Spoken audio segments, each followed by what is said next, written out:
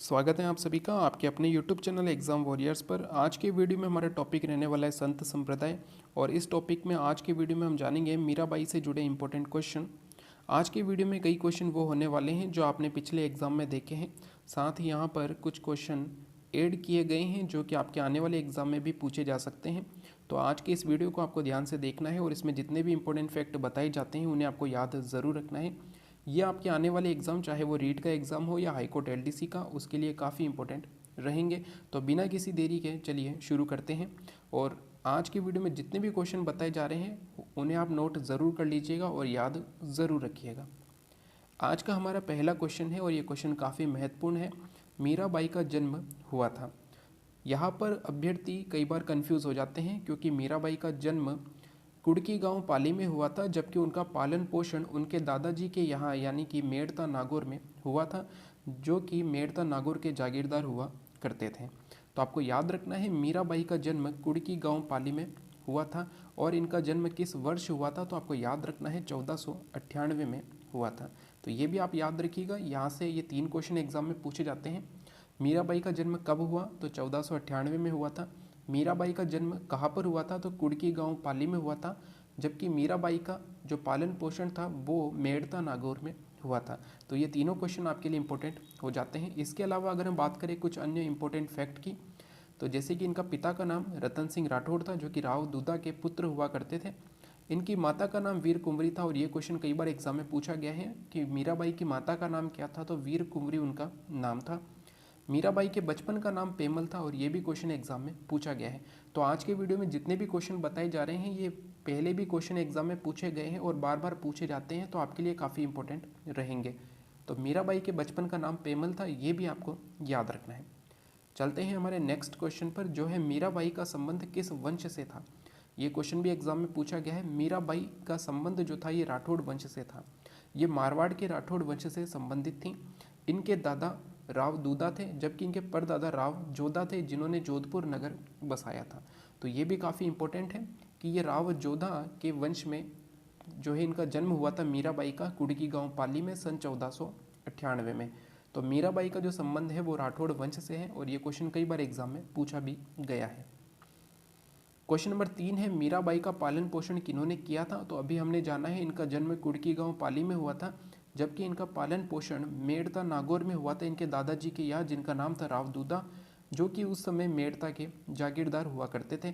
तो राव दूधा जो कि मीराबाई के दादाजी थे, इन्हीं के यहाँ इनका पालन पोषण हुआ था, यानी कि इनका बचपन जो था वो राव दूधा के यहाँ मेड़ता नागौर में व्यतीत हुआ था। आज का हमारा क्वेश्चन नंबर 4 है, मीराबाई का विवाह किन के साथ हुआ था। ये क्वेश्चन काफ़ी इंपॉर्टेंट और कई बार एग्जाम में पूछा भी गया है। तो मीराबाई का जो विवाह हुआ था ये सिसोदिया वंश में हुआ था, और ये विवाह इनका राजकुमार भोज के साथ हुआ था। राणा सांगा के ये पुत्र हुआ करते थे राजकुमार भोज, और इन्हीं के साथ इनका विवाह सन 1516 में हुआ था। लेकिन कुछ समय के पश्चात, जैसा कि कहा जाता है कि 7 वर्षों के पश्चात 1523 में राजकुमार भोज की मृत्यु हो जाती है, और उसके पश्चात ही मीराबाई कृष्ण भक्ति में लीन हो गई थी। तो आपको याद रखना है कि मीराबाई का जो विवाह था वो राणा सांगा के पुत्र के साथ हुआ था, जिनका नाम भोज था, और सन 1516 में इनका विवाह हुआ था। क्वेश्चन नंबर 5 है, मीराबाई के गुरु कौन थे।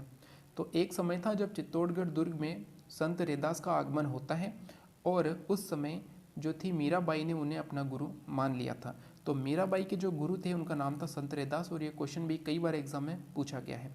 तो इस वीडियो में अधिकांश क्वेश्चन वो है जो आपने पिछले कई एग्जाम में देखे हैं, और ये क्वेश्चन बार बार रिपीट होते हैं। साथ ही यहाँ पर कुछ क्वेश्चन ऐड भी किए गए हैं जो आने वाले हैं। तो मीराबाई के जो गुरु थे उनका नाम संत रैदास था। संत रैदास से जुड़ा भी आपको एक इंपॉर्टेंट फैक्ट याद रखना है, जो कई बार क्वेश्चन के रूप में एग्जाम में पूछ लिया जाता है। संत रैदास का जन्म बनारस में हुआ था, यानी कि वाराणसी बनारस में इनका जन्म हुआ था। ये भी इंपॉर्टेंट है और आपको याद रखना है। संत रैदास जो कि मीराबाई के गुरु थे, और इनका जन्म बनारस में हुआ था। साथ ही एक और इम्पोर्टेंट फैक्ट आप याद रखिएगा कि संत रैदास की छतरी कहाँ पर बनी हुई है। तो चित्तौड़गढ़ दुर्ग में संत रैदास की छतरी बनी हुई है, और ये कितने खंभों की छतरी है, तो ये 4 खंभों की छतरी है। इंपॉर्टेंट है और आपको याद रखना है, संत रैदास की 4 खंभों की छतरी चित्तौड़गढ़ दुर्ग में स्थित है। आज का हमारा क्वेश्चन नंबर 6 है, मीराबाई का मंदिर कहाँ पर स्थित है। तो मीराबाई का जो मंदिर है ये मेड़ता नागौर में स्थित है, और ये क्वेश्चन भी कई बार एग्जाम में पूछा गया है। मीराबाई का मंदिर मेड़ता नागौर में स्थित है। क्वेश्चन नंबर 7 और काफ़ी महत्वपूर्ण प्रश्न है, मीराबाई ने किस संप्रदाय की स्थापना की थी। मीराबाई जो कि कृष्ण भक्ति में लीन थी, और मीराबाई के द्वारा ही वृंदावन में दासी संप्रदाय की स्थापना की गई थी। इनके जो पति थे उनकी मृत्यु हो जाने के बाद जब विक्रमादित्य चित्तौड़गढ़ के यानी कि चित्तौड़ के राजा बनते हैं, तब उन्हीं के समय जो मीराबाई थी ये वृंदावन चली जाती है, और वहीं पर इन्होंने दासी संप्रदाय की स्थापना की थी, क्योंकि इन्होंने जो भगवान कृष्ण थे इनकी भक्ति दासी रूप में की थी, यानी कि दासी बनकर इन्होंने जो है भगवान कृष्ण की भक्ति की थी, और इन्होंने ही दासी संप्रदाय की भी स्थापना की। ये प्रश्न भी कई बार एग्जाम में पूछा गया है, मीराबाई ने किस संप्रदाय की स्थापना की थी, तो दासी संप्रदाय की स्थापना की थी। कई बार क्वेश्चन ये भी एग्जाम में पूछ लिया जाता है कि वो कौन सा संप्रदाय है जिसमें पुरुष महिलाओं की तरह कपड़े धारण करके रहते हैं, यानी कि महिलाओं के वेश में रहते हैं। तो आपको याद रखना है वो है दासी संप्रदाय, और ये प्रश्न भी कई बार एग्जाम में पूछा गया है। क्वेश्चन नंबर 8 है, मीराबाई का अंतिम समय कहाँ पर व्यतीत हुआ था। तो जैसा कि आप सभी जानते हैं, एक बार हम फिर से जान लेते हैं। इनका जन्म कुड़की गांव पाली में हुआ था। इनका जो बचपन बीता था वो मेड़ता नागौर में बीता। इनका जो विवाह हुआ था वो चित्तौड़ के उस समय राणा सांगा जो राजा हुआ करते थे उनके पुत्र के साथ हुआ था। इसके पश्चात वो चित्तौड़ से चली जाती वृंदावन, और वृंदावन के बाद इनका जो अंतिम समय था वो व्यतीत हुआ था द्वारका गुजरात में। और अपने अंतिम समय में इन्होंने द्वारका गुजरात में जो मंदिर था उसमें भगवान कृष्ण की मूर्ति में ये विलीन हो जाती हैं। ठीक है, तो आपको याद रखना है मीराबाई का जो अंतिम समय था वो द्वारका गुजरात में बीता था। आज का हमारा क्वेश्चन नंबर 9 है, और ये एक इम्पोर्टेंट क्वेश्चन है। ये क्वेश्चन आपके एग्जाम में देखा जा सकता है कि मीराबाई पर डाक टिकट कब जारी किया गया था। तो मीराबाई पर डाक टिकट जारी हुआ था सन 1952 में। 1952 में मीराबाई पर डाक टिकट जारी किया गया था। और सबसे इम्पोर्टेंट फैक्ट आपको ये याद रखना है कि भारत में किसी महिला पर जो डाक टिकट जारी हुआ था वो किन पर हुआ था। तो आपको याद रखना मीराबाई वो पहली महिला थी जिन पर डाक टिकट जारी किया गया था। ये क्वेश्चन बहुत ही इंपॉर्टेंट बन जाते हैं आपके एग्जाम के लिए कि डाक टिकट जिन पर जारी हुआ वो पहली महिला कौन थी। तो वो थी मीराबाई, और इन पर 1952 में 1 अक्टूबर को, डेट अगर आपको पूरी याद रखनी है तो 1 अक्टूबर सन 1952 को 2 आने का डाक टिकट जारी किया गया था मीराबाई पर। तो ये इंपॉर्टेंट क्वेश्चन है और आपको याद रखना है। आज का हमारा अंतिम क्वेश्चन है क्वेश्चन नंबर 10, मीरा महोत्सव का आयोजन कहाँ किया जाता है। तो आप सभी जानते हैं कि राजस्थान सरकार द्वारा अलग अलग स्थानों पर वर्ष भर में कई महोत्सव का आयोजन होता है। तो मीरा महोत्सव का जो आयोजन होता है ये चित्तौड़गढ़ में किया जाता है। तो आपको याद रखना है आश्विन माह में चित्तौड़गढ़ में मीरा महोत्सव का आयोजन होता है। ये काफ़ी इंपॉर्टेंट क्वेश्चन है और कई बार एग्जाम में पूछा गया है। अब साथ ही हम जान लेते हैं कुछ और इम्पोर्टेंट फैक्ट, जिसमें कि हम जानेंगे मीराबाई की प्रमुख रचनाएं। यहाँ से कई रचनाएं एग्जाम में पूछी गई है और आपके आने वाले एग्जाम में भी इम्पोर्टेंट हो जाती है। इसमें सबसे इम्पोर्टेंट है पदावली। कई बार ये पूछा जाता है कि पदावली किनकी रचना है, तो मीराबाई की रचना है। इसके अलावा गीत गोविंद टीका ये भी मीराबाई की रचना है। राग गोविंद, मीरा की गरीबी, सत्य भामानुरूसनो, नरसी मेहतारी हुंडी, और इसके अलावा अगर हम बात करें तो रूपमणि मंगल, ये सभी रचनाएं मीराबाई की हैं।